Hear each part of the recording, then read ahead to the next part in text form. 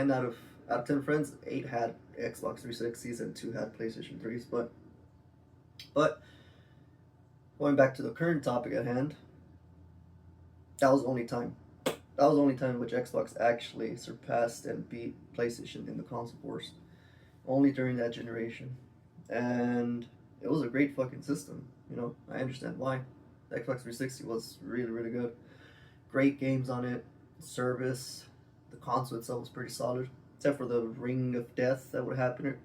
Throughout that generation, the 360, while getting out early, still had a pretty serious problem that became infamous. Technically, it was 3 problems, that being 3 red lights that would pop up when your system would fail. They dealt with a failure rate so high that was in some instances reported through surveys as over 50%, that they ended up having to spend over $1 billion just replacing all of the Xbox 360s. And throughout that generation, they actually worked behind the scenes in an attempt to eliminate that red ring and bring the failure rates way, way down.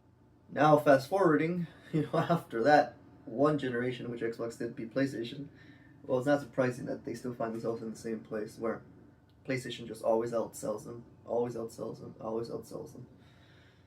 So, Xbox is developing a new strategy, according to Phil Spencer. He recently, a couple of days ago, started basically stating that Xbox is done trying to compete in the console war. They're no longer going to try to beat PlayStation or Nintendo in terms of console sales, like unit sales. They're focusing on something else, which some of you may think it's dumb and like that's the end of the Xbox brand and Xbox in general, but I don't think so. This is where I give my opinion, but you could leave yours down below if you disagree with mine, or if you agree with mine, whatever. Basically,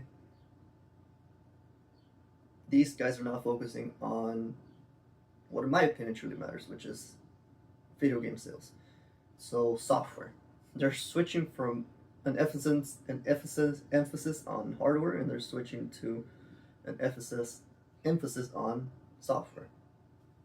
Are all Xbox games going to PlayStation someday, or will there still be exclusives? How are those red lines looking these days?